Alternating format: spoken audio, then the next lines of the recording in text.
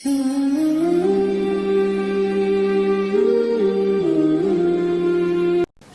Bapak, Ibu dan jamaah sekalian yang hadir pasti mencintai Nabi Muhammad. Saya yakin dan tidak diragukan cintaan jamaah kepada Nabi Muhammad. Tapi bukan itu yang saya harapkan, bukan itu yang saya tunggu. Yang saya harapkan, bagaimana Nabi Muhammad mencintai kita.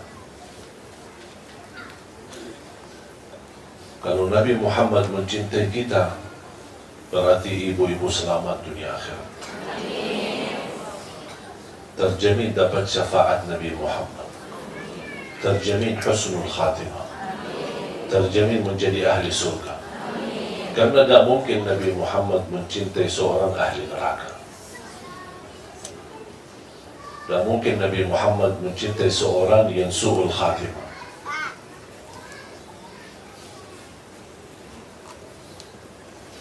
Kita aja membayangkan sudah merasa tersentuh hati kita. Ini baru khayalan saja. Bahkan sebagian besar yang menangis. Yang saya bayangkan kira-kira gimana Mu'adz radhiyallahu anhu itu sendiri. Dia bukan menghayalkan atau membayangkan. Dia langsung bertemu dan langsung mendengar dari mulutnya Nabi Muhammad SAW. Hei Mu'adz, aku mencintaimu.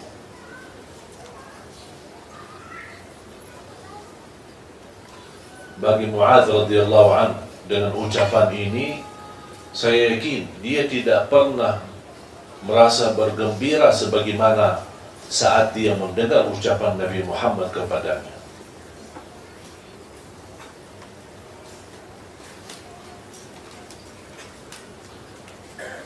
Dan termasuk Mu'adz bin Jabal, salah satu sahabat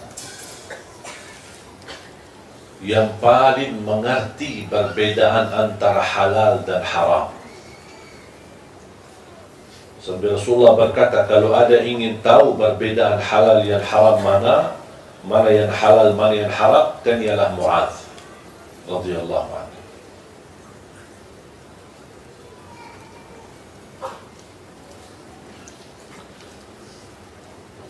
Mudah-mudahan kita semua bisa bergabung bersama Nabi Muhammad di hari kiamat.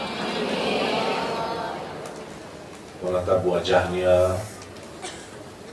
bisa kita menghantarkan orang tua bertemu dengan beliau sebagaimana yang dilakukan oleh Sayyidina Abu Bakar radhiyallahu anhu. Sayyidina Abu Bakar duluan masuk Islam sebelum orang tuanya. Berjuangan lama baru dia bisa mendapatkan orang tuanya menerima Islam. Ketika orang tua berkenan menerima Islam dan ingin mengucapkan kalimat syahadat, Sayyidina Abu Bakar berkata, ayo saya bawamu kepada Rasulullah SAW. Ketika Rasulullah SAW melihat Sayyidina Abu Bakar aja lebih tua daripada Rasulullah dari segi umur. Tapi coba bayangkan, kira kalau Sayyidina Abu Bakar lebih tua, apalagi bapaknya Sayyidina Abu Bakar. Ketika Abu Bakar radhiyallahu anhu membawa bapaknya atau orang tuanya kepada Rasulullah SAW, Rasulullah SAW langsung berdiri dan berkata, hei Abu Bakar, kenapa tak kasih tahu kami biar kami yang datangi orang tuamu?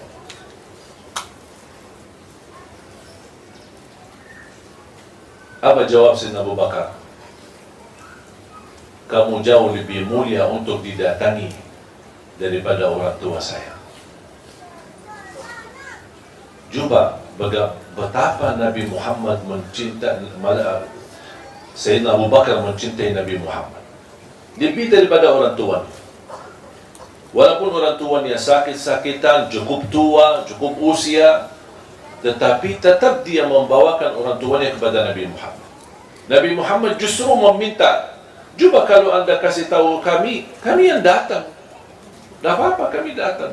Itulah tawadhu Nabi Muhammad SAW.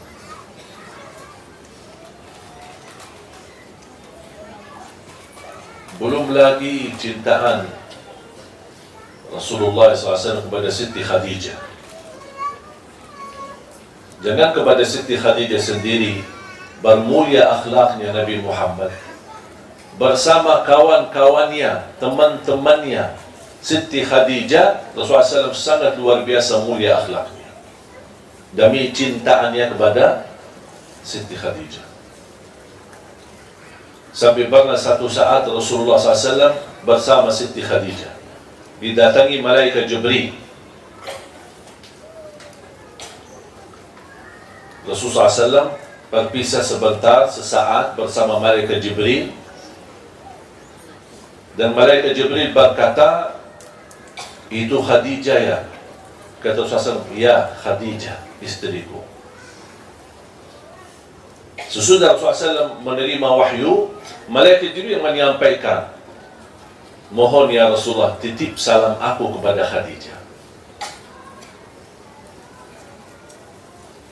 Malaikat Jibril kirim salam kepada Siti Khadijah. Betapa mulianya Siti Khadijah. Pertama wanita yang memperjuangkan Islam di saat pertama wahyu turun. Pertama wanita yang menghabiskan hartanya untuk menolong Islam dan menolong Rasulullah SAW. Dan sebagian ulama, bahkan sebagian besar ulama berkata, kalau bukan perjuangan Siti Khadijah, kita tidak bisa kenal Islam. Fantas dapat titipan salam dari malaikat Jibril. Rasulullah ketika mendengar ada kirim salam dari malaikat Jibril, Rasulullah SAW sendiri merasa gembira, merasa bahagia. Istriku dapat perhatian. Sampai malaikat Jibril melihat Rasulullah SAW, terlihat kegembiraannya dan kesenangannya di wajahnya. Sampai malaikat menyampaikan, senang dengan penyampaian atau titipan salam kepada Siti Khadijah. Ini ada berita lagi. Sampaikan salam kepada Siti Khadijah dari Allah Subhanahu wa ta'ala.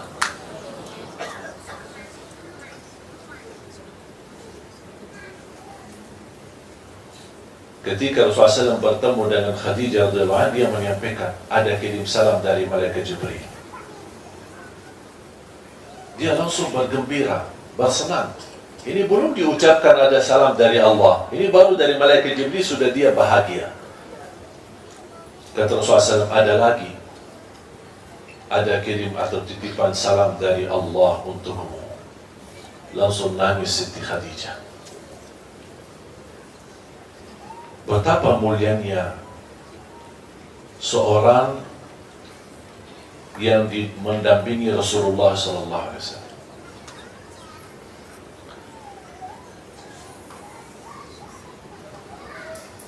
Belum lagi cerita cinta Nabi Muhammad kepada Aisyah radhiyallahu anha. Betapa luar biasa cintaan Nabi Muhammad SAW. Menurut saya, cintaan Nabi Muhammad kepada Siti Aisyah itu menjadi pelajaran bagi setiap generasi. Cinta sejati, cinta yang tulus, cinta yang ikhlas. Setiap saya baca kisah-kisah cintaan Rasulullah kepada Siti Aisyah, kita masih jauh. Masih jauh. Bukan manusia yang biasa yang bisa memuliakan seorang istri. Apalagi istrinya memiliki keturunan, memiliki anak-anak. Itulah cintaan yang menantarkan kata sakinah, mawaddah, warahmah. Cintaan yang abadi, cintaan yang hakiki, yang kita semua mengharapkan. bukan hanya cintaan suami kepada isteri atau cintaan isteri kepada suami. Bahkan kita harap lebih daripada itu semua. Walaupun ini menjadi salah satu langkah kita mencintai seorang karena Allah, bukan karena kelebihannya, bukan karena hartanya, bukan karena jabatannya. Yang membuat cintaan kita hakiki adalah karena cintaan kita kepada Allah Subhanahu wa ta'ala. Aku cinta istri karena Allah, aku mencintai anak-anakku karena Allah. Itu yang membuat saya menjaga cintaan itu menjadi abadi. Sampai kita akan datang satu saat, kalau kita bisa menjaga cintaan kita semuanya karena Allah Subhanahu wa ta'ala, akan datang satu saat kita mendengar berita gembira dari Allah Subhanahu wa ta'ala. Apa berita gembira dari Allah bagi orang yang mencintai sesama karena Allah? Apa itu orang tua kita? Apa itu keturunan kita? Apa itu suami kita, istri kita? Inna Allah idza ahabba 'abdan nada malaika Jibril. Kalau Allah mencintai seorang hamba, Allah tidak mungkin bisa mencintai kita sebelum ada bukti cintaan kita, segala cintaan kita karena Allah. Istilahnya, mesti kita memiliki cintaan yang menarik perhatian. Seolah-olah kita berkata, ya Allah, lihatlah aku ini. Aku orang hamba yang mencintaimu, mencintai Rasulmu, mencintai suamiku, mencintai anakku, mencintai agama, mencintai salat, mencintai ibadah, mencintai Quran. Semua cintaan ini karenamu ya Allah. Bukan hanya ucapannya, tapi perilaku kita akan dapat balasan dari Allah. Kalau Allah mencintai seorang, Allah panggil malaikat Jibril. Ya malaikat Jibril, aku mencintai fulan bin fulan, atau fulana binti fulan. Aku mencintai dia. Cintailah dia. Malaikat Jibril ikut mencintai dia. Kalau malaikat Jibril sudah mencintai orang tersebut, dia menyampaikan kepada malaikat dan seluruh makhluk yang ada di langit. Yang kita tidak tahu berapa jumlah besarnya jumlah malaikatnya, berapa nabi-nabi dan rasul yang ada di alam yang kita tidak tahu. Malaikat ini menyampaikan,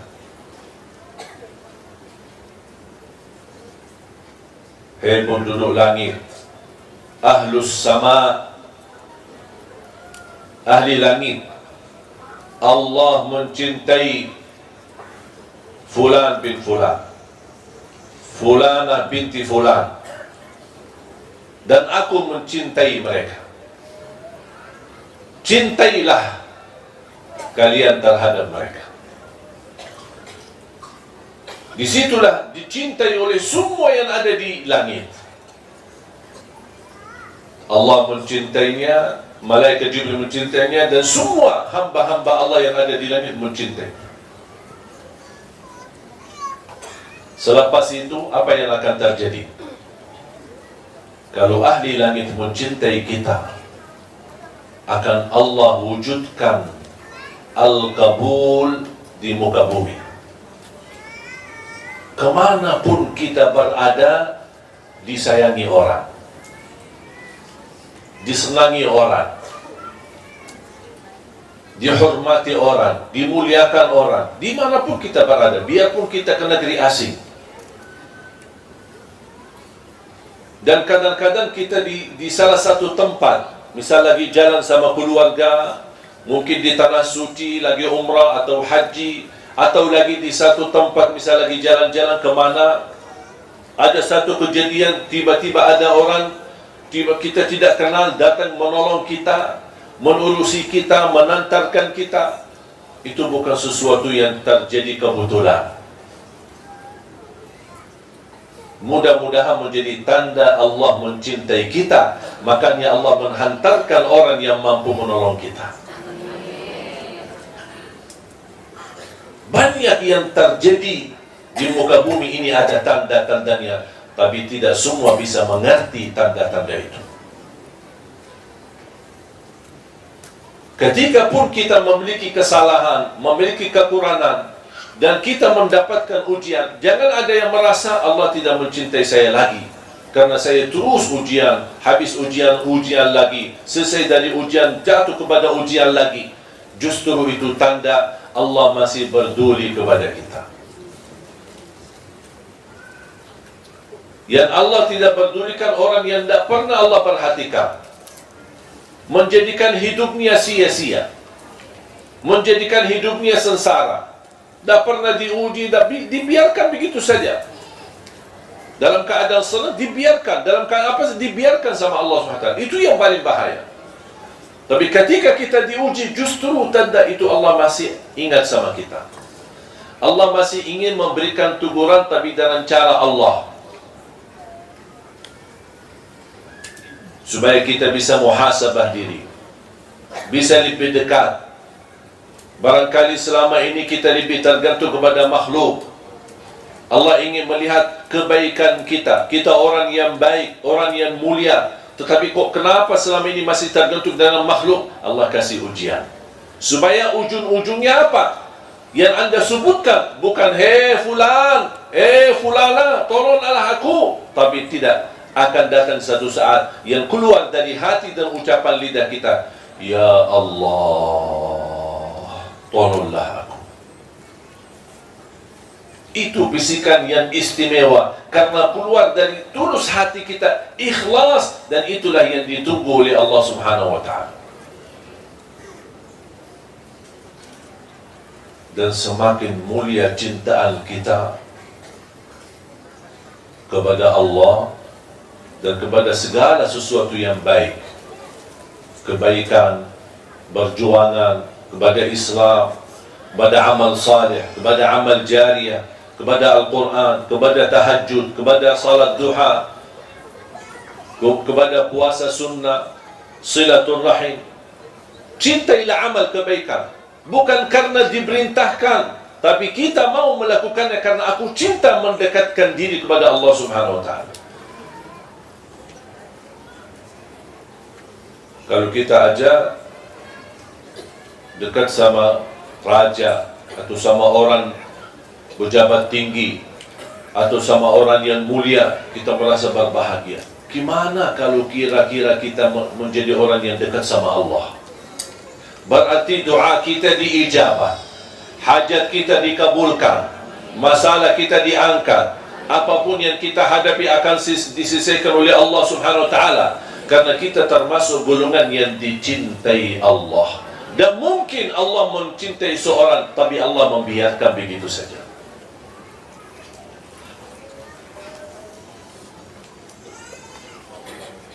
Makanya ketika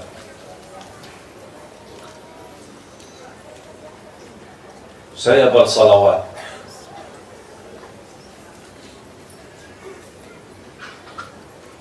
kapan saja, bebas waktunya. Saya ingat selalu bersabda Rasulullah sallallahu alaihi wasallam di hadis yang diriwayatkan Imam Muslim, barang siapa yang salawat kepadaku 1 kali, akan dibalas oleh Allah 10 kali rahmat.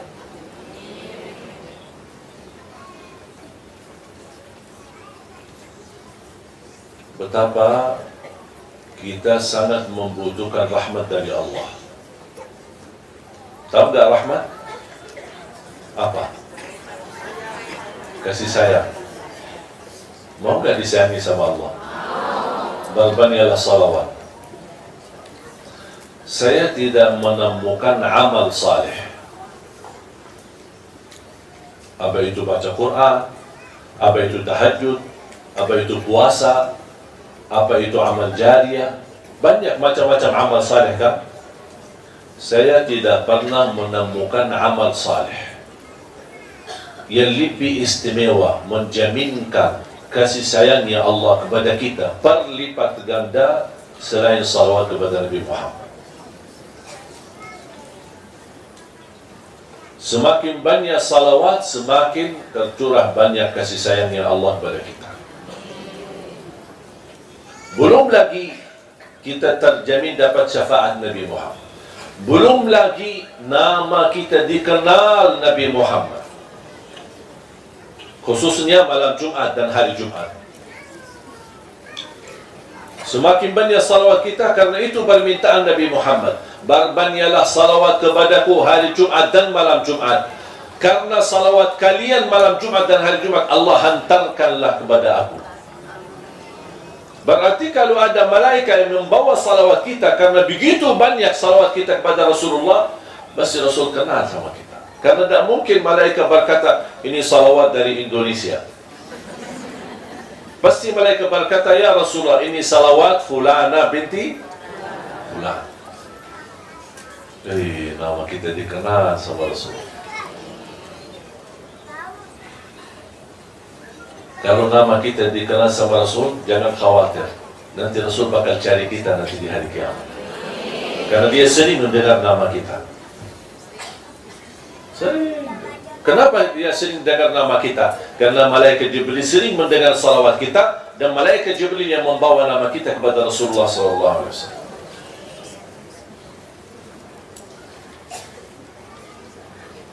Makanya jamaah sekalian, jangan merasa bosan bersalawat. Sepanjang waktu, sepanjang saat, salawat menjaminkan husnul khatimah. Salawat menjaminkan rahmat dari Allah. Salawat menjaminkan syafaat. Salawat menjaminkan selamat dari kematian buruk. Salawat menjaminkan selamat dari kematian mendadak.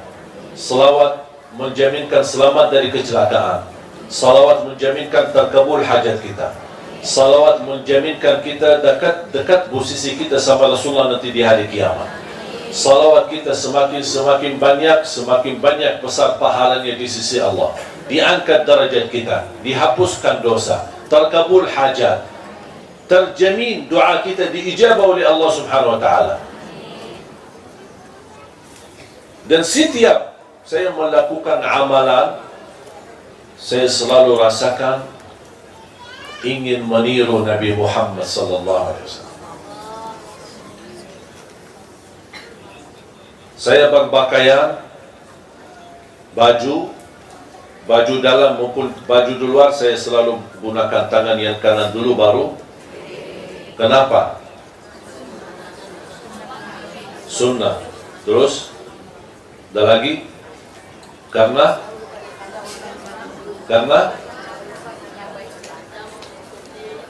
boleh. Terus apa alasan lagi? Karena diperintahkan. Karena setiap kebaikan dimulai pakai kanan. Ada lagi?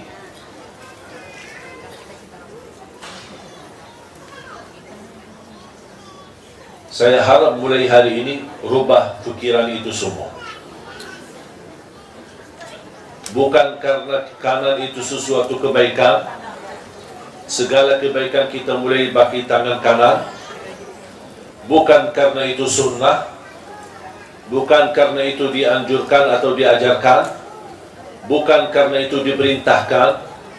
Tapi jadikan, kenapa saya melakukan ini? Karena saya ingin meniru Nabi Muhammad. Rasakan itu. Bukan karena sunnah, bukan karena wajib, bukan karena diperintahkan, bukan karena segala sesuatu yang baik dimulai dengan tangan kanan. Tapi kita mau seperti ini karena saya ingin meniru Nabi Muhammad. Kenapa saya berpakaian pakai tangan kanan dulu baru yang kiri? Saya ingin meniru Nabi Muhammad karena Nabi Muhammad seperti itu. Kalau saya makan pakai tangan kanan, kenapa? Karena saya ingin meniru Nabi Muhammad. Kalau saya mandi, kenapa saya siram air ke sebelah kanan dulu, baru ke sebelah kiri, baru ke seluruh badan? Walaupun Anda di bawah syawar ketika mandi, tolong jangan langsung di atas kepalanya, tapi mulai dari Biar airnya kena ke sebelah kanan, baru geser lagi ke sebelah kiri, baru seluruh badan. Kenapa saya melakukan ini? Karena Nabi ingin meniru Nabi Muhammad. Kalau saya tidur, saya letakkan berbaring ke sebelah kanan dan meletakkan tangan saya di bawah. Itu buat apa? Saya ingin meniru Nabi Muhammad SAW. Saya masuk masjid, membawa kaki yang kanan dulu, baru yang kiri. Kalau saya keluar masjid, kiri yang dulu, baru yang. Kenapa saya melakukan ini? Ingin meniru Nabi Muhammad SAW. Ingat ya, bukan karena itu sunnah, bukan karena itu dianjurkan, bukan karena itu sesuatu yang baik, atau segala sesuatu yang baik dimulai dengan kanan, tapi saya melakukan ini semua karena ingin meniru Nabi Muhammad. Kos kaki. Juga berarti kita bisa membawa Nabi Muhammad dalam segala aktivitas kita. Walaupun hanya sebatas pakai kos kaki, saya ingat kanan yang dulu baru yang kiri karena saya ingin meniru Nabi Muhammad. Bagi sandal, bagi sepatunya, kanan yang dulu baru yang ingin meniru Nabi. Bahkan termasuk anak-anak kita.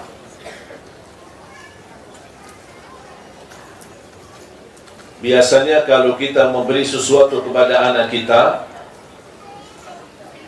namanya anak-anak, kadang-kadang dia menunjukkan tangan yang kiri.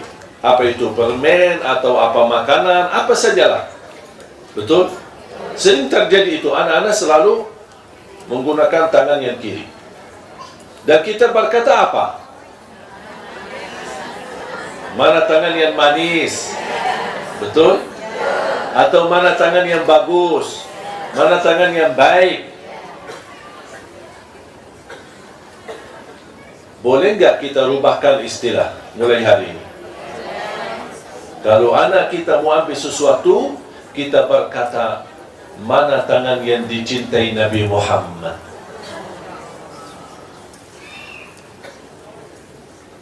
Mana yang dicintai Nabi Muhammad?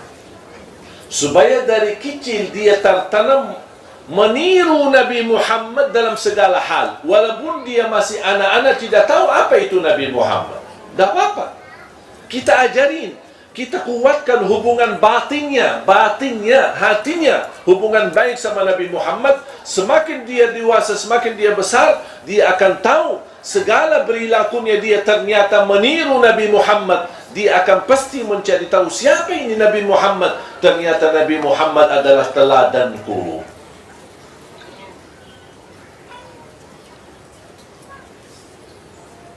Kira-kira bisa?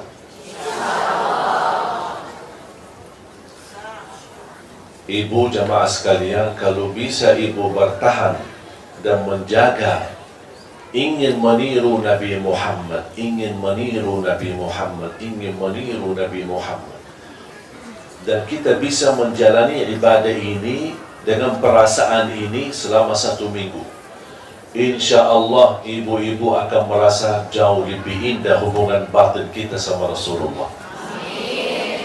Akan terasa ketika kita bersalawat, ya Allah, selama ini saya salawat, tapi kok kali ini kok rasanya beda.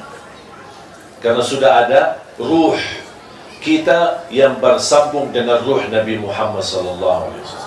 Siapa yang tidak mau ruhnya langsung bersambung kepada Rasulullah? Siapa yang tidak mau nyawanya, batinnya, hatinya bersama Rasulullah SAW? Makanya kita wujudkan Rasulullah dalam hati kita, dalam kehidupan kita sehari-hari, kemanapun kita pergi. Apalagi melalui banyak salawat.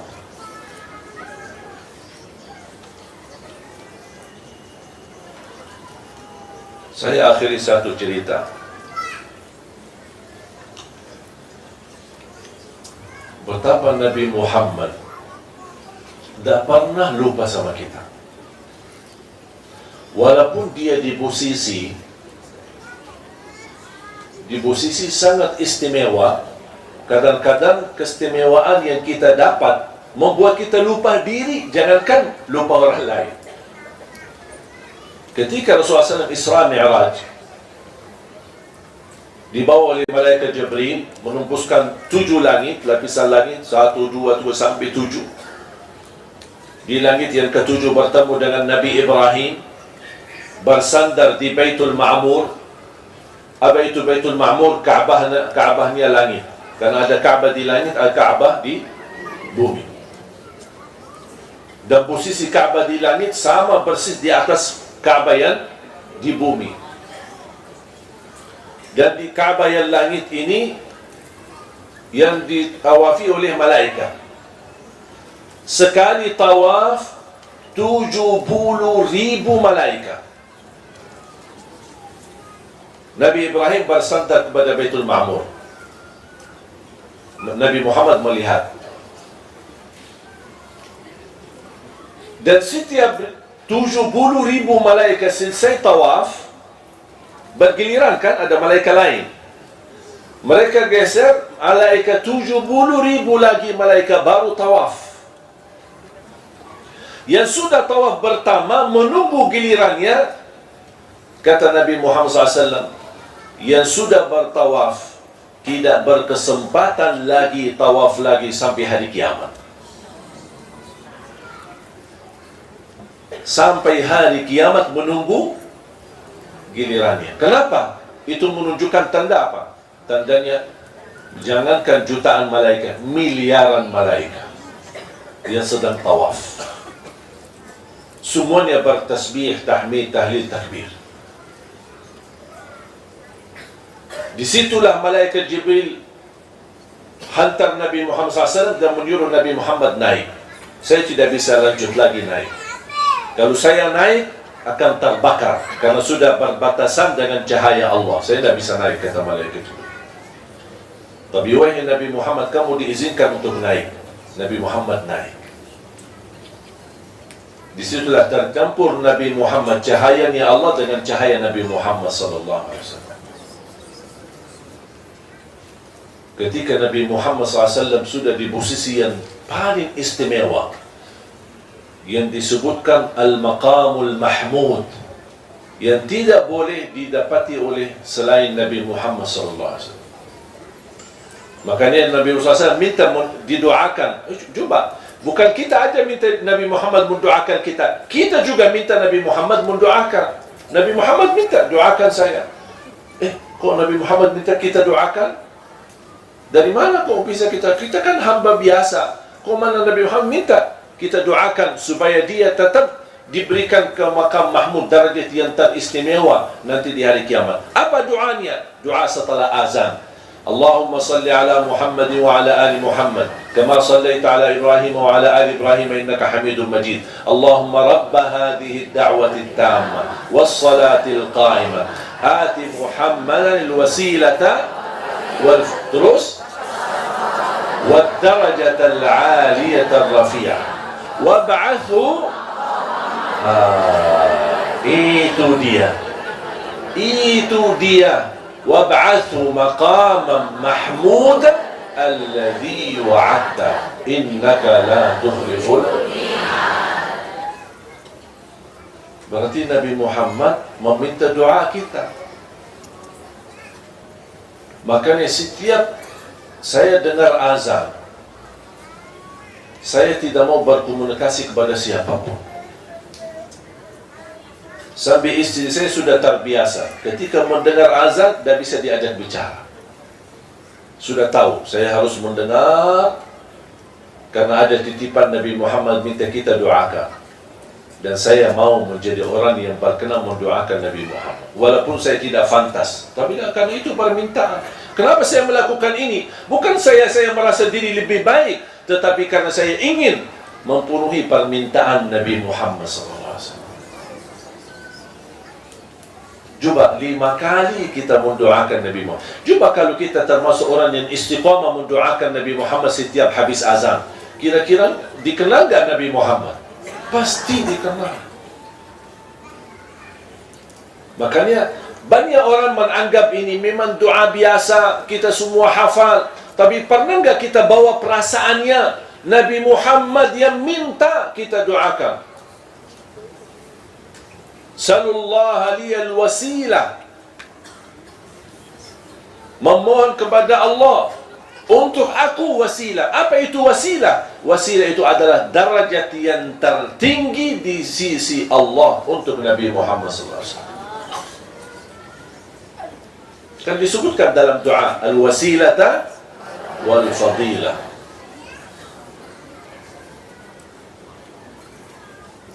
Ketika Nabi Muhammad sudah sampai dan menghadap Allah Subhanahu wa ta'ala, Nabi Muhammad ingin menyampaikan salam. Kalau kita bertemu sesuatu atau menghadap seorang, kita pasti menurut, apalagi kita yang datang kan. Kita datang ke rumah seorang, kita bilang apa? Assalamualaikum. Assalamualaikum. Sering kadang-kadang ada orang jamaah datang. Saya kebetulan misal lagi di ruang bawah, terus ada orang datang, Assalamualaikum. Saya tidak jawab. Apa itu Assalamualaikum? Assalamualaikum. Saya tidak jawab. Dia perhatikan saya ada. Dia lebih parah itu, yang saya menganggap hal itu tidak sopan. Misal kalau kita di depan rumah, ada jendela terbuka, kita nitip. Assalamualaikum. Tidak jawab, padahal dia ada di sini. Tidak jawab. Memang saya tidak jawab, karena itu tidak sopan. Itu bukan akhlak orang mukmin. Islam mengajarkan kalau kita datang ke rumah orang, tutup pintunya, geser dari depan pintu. Kenapa kita geser kanan atau kiri? Karena Islam mengajarkan seandainya dia buka pintu, jangan sambil mata kita membuka aurat pintunya atau rumahnya. Makanya disuruh geser ke kanan atau kiri.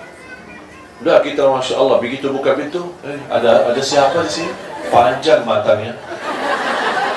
Tidak sopan itu. Juga betapa mulianya Islam. Pandangan mata di rumah orang itu kita harus jaga. Tuk pintu 3 kali dan ucapan Assalamualaikum. Assalamualaikum. Anak-anak juga diajarin. Akhirnya anak Assalamualaikum. Assalamualaikum.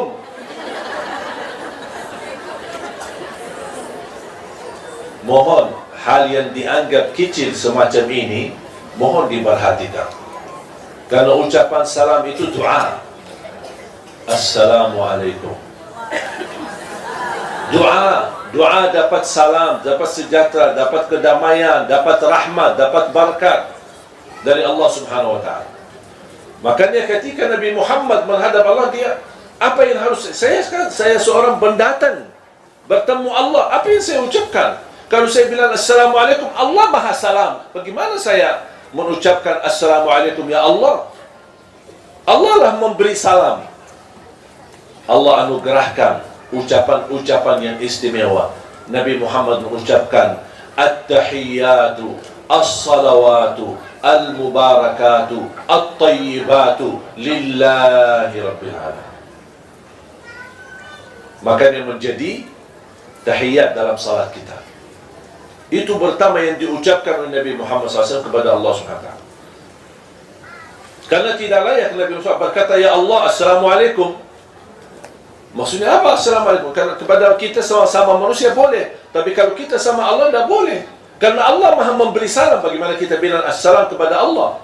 Makanya Allah anugerahkan ucapan itu kepada Nabi Muhammad. At-tahiyyatu, salawatu, tayyibatul mubarakat. Terus apa yang Allah jawab? Assalamu alayka ayyuhan nabiyyu wa rahmatullahi wa barakatuh. Ketika saya salat dan membaca tahiyat, saya bisa merasakan berdialog antara Allah sama Nabi Muhammad. Nabi Muhammad mengucap, Allah jawab. Nabi Muhammad berkata, Allah jawab. Indahnya luar biasa tahiyat itu. Assalamu alayka ayuhan nabiyyu wa rahmatullahi wa barakatuh. Berarti Allah menganugerahkan sejahtera, kedamaian, salam, rahmat, berkat kepada Nabi Muhammad. Coba Nabi Muhammad di saat itu, di tempat yang istimewa, di posisi yang istimewa, di derajat yang tertinggi, bertemu Allah Subhanahu wa Ta'ala, dan di situ dia tidak pernah lupa kita. Ketika dia mendengar Allah menyampaikan Assalamualaikum warahmatullahi wabarakatuh, Assalamu alayka ayyuhan nabiy warahmatullahi wabarakatuh, apa dia jawab? Assalamu alayna wa ala ibadillahis salihin. Ya Allah, aku mohon kesejahteraan buat aku dan semua hamba-hamba yang saleh. Malaikat Jibril karena posisinya tidak terlalu jauh mendengar bisikan ini.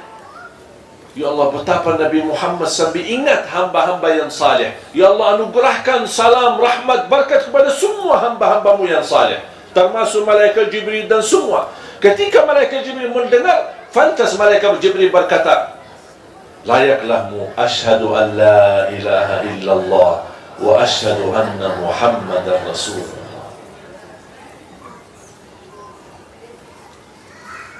Itu pertama yang dianjurkan untuk kita baca dalam salat. Tapi ketika kita baca, tolong hayati apa yang terjadi di saat cerita itu.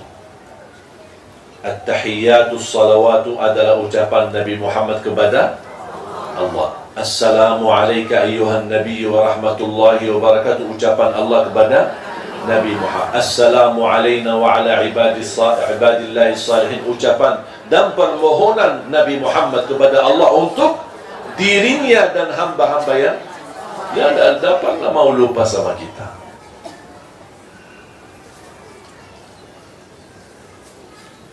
Makanya ketika turun ayat Inna Allaha wa malaikatahu yusalluna, karena pertama fardu salat ada tahiyat, tidak ada salawat, ada tahiyat sambil asyhadu an la ilaha illallah wa anna Muhammadar Rasulullah, disebutkan tahiyat awal, belum ada Allahumma salli ala Muhammad wa ala, sambil turunnya ayat Inna Allaha wa malaikatahu yusalluna ala nabi ya ayyuhalladzina amanu sallu alaihi wa sallimu.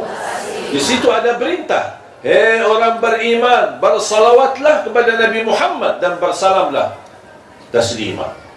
Sahabat yang mengerti bahasa Arab, mereka belum bisa mengambil kesimpulan dari makna ayat itu. Mereka datang kepada Rasul, ya Rasulullah, kami sudah tahu dan kenal salam kepadamu, Assalamu alayka ayyuhan nabiy wa rahmatullahi wa barakatuh. Tapi mohon maaf ya Rasulullah, bagaimana salawat kepadamu sebagaimana Allah perintahkan, ya ayyuhalladzina amanu sallu alaihi wa sallimu taslima. Nabi Muhammad berkata, katakanlah Allahumma salli ala Muhammad wa ala ali Muhammad kama sallaita ala Ibrahim wa ala ali Ibrahim wa barik ala Muhammad wa ala ali Muhammad kama barakta ala Ibrahim wa ala ali Ibrahim fil alamin innaka Hamidun Majid.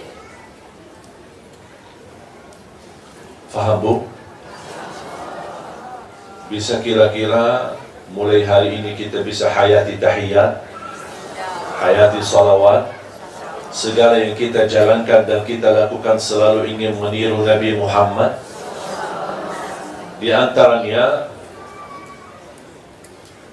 dalam beberapa bulan ini saya menggerakkan ada kata mut. Mungkin ibu-ibu pernah dengar. Apa itu mut? Saya dapat ijazah sanad, dan insya Allah setiap jamaah memiliki mut ini. Kami mohon diberikan nama lengkap biar kami masukin dalam ijazah. Cita-cita saya semua jamaah bisa bergabung menjadi keluarga Nabi Muhammad dalam mud. Bukan keluarga keturunan ya, tapi keluarga mud. Karena ini disebutkan mud nabawi. Mud nabawi. Apa itu mud? Nanti saya sendiri menerima ijazah dari guru ke guru dan seterusnya sampai sahabat Rasulullah namanya Zaid ibn Thabit Al-Ansari radhiyallahu anhu. Beliau berkata, kami dianjurkan dan diajarkan oleh Nabi Muhammad berwudu, mandi menggunakan mud. Bahkan kami kalau masak, mengambil makanan atau mengambil beras atau mengambil apa saja selalu menggunakan mud sebagai takarnya. Jadi kita mau ambil terus baru kita masak. Termasuk buat zakat fitrah. Bisa buat zakat fitrah atau fidyah, bisa gunakan ini. Kalau 4 kali ini, itu zakat fitrah 1 orang. 4 kali ini. Jadi isi beras sampai penuh. Walaupun ada yang tumbang, tidak apa-apa, tapi semaksimalnya kita penuh, baru 4 kali sudah menjadi ukuran untuk zakat fitrah untuk 1 orang. 4 kali ini. Kalau Rasulullah berwudu, cukup 1 ini. Memang mungkin ibu-ibu membayangkan, kecil banget ini. Cukup nggak kita wudu? Cukup. Bahkan lebih daripada cukup. Kalau saya pribadi wudu, cukup separuh mud ini. Separuh mud ini saya cukup wudu. Kok bisa ya? Sudah terbiasa. Kalau ibu-ibu terbiasa, insya Allah bisa. Ini pertama, kita meniru Nabi Muhammad. Yang kedua, menghemati air. Karena Nabi SAW menajarkan, jangan mubazzir air walaupun anda wudu di atas sungai. Sungai mengalir, kita tak boleh mubazzir air. Walaupun sungai, banyak air. Sekarang kadang-kadang kita masuk masjid melihat orang-orang wudu, semua bajunya basah. Begitu keluar, Pak, ini baru habis mandi atau habis wudu? Karena terlalu mubazzir air. Saya senang di Malaysia, ada beberapa masjid, air itu otomatis. Jadi kita begitu sentuh baki tangan, dia nyala. Kalau kita menjauh, kita mati airnya. Itu bagus sebenarnya. Kalau bisa dilakukan di seluruh, jalankan di seluruh masjid. Bahkan kalau boleh di seluruh rumah. Kita mau wudu, itu keluar, jauhkan tangan, mati airnya. Angkat, ambil sedikit, cuci muka, mati airnya. Angkat kakinya, cuci kakinya, keluarkan, mati airnya. Itu namanya hemati air terpaksa. Makanya belajar. Nanti ada videonya di YouTube, ada videonya cara praktis. Saya sudah buat video sama adik saya, Syekh Muhammad. Kita praktik wudu. Bagaimana cara wudu menggunakan mud. Setiap jamaah yang memiliki mud ini, insya Allah kita mohon diberikan nama, biar saya buatkan sertifikat. Masing-masing jamaah akan dapat ijazah. Nanti namanya akan tersusun, insya Allah bergabung dengan keluarga Nabi Muhammad SAW dalam mud. Kalau mandi, ada orang berkata, apalagi ibu-ibu, rambutnya panjang, terus pakai shampoo, pakai balsam, pakai apa, macam-macam. Pokoknya gimana ya cara, mana cukup ini mud buat kita mandi? Udah, begini. Karena Rasulullah SAW berdoa, Allahumma barik lana fi sa'ina wa fi muddina. Ya Allah, berkahi sa' kami, berkahi mud kami. Supaya kita dapat berkahnya, ibu-ibu boleh mandi, bagi semua segala yang biasa dipakai, silahkan semua. Sudah pas ujungnya, habis sudah bersihkan sabunnya, sudah bersih semua, sudah ujungnya mau habis, ambil 4 kali ini air, siram. 4 kali. Buat apa? Supaya kita dapat keberkahan doa Nabi Muhammad SAW. Alhamdulillah saya di rumah punya 2. 1 buat minum, 1 buat wudu dan mandi. Setiap saya minum, saya selalu gunakan ini. Kalau minum panas, saya tumbahkan di sini, baru saya tumbahkan ke dalam gelas, atau itu teh, atau kopi, atau apa saja. Kenapa? Karena saya ingin mendapatkan keberkahan yang disebutkan oleh Nabi Muhammad SAW. Paham? Mudah-mudahan menjadi salah satu usaha ikhtiar kita, pertama dapat sanad dan ijazah, dan sekaligus kita bisa praktik meniru Nabi Muhammad, walaupun hanya minimal dalam berwudu dan juga dalam mandi. Mudah-mudahan insya Allah membawa berkah bagi kita semua.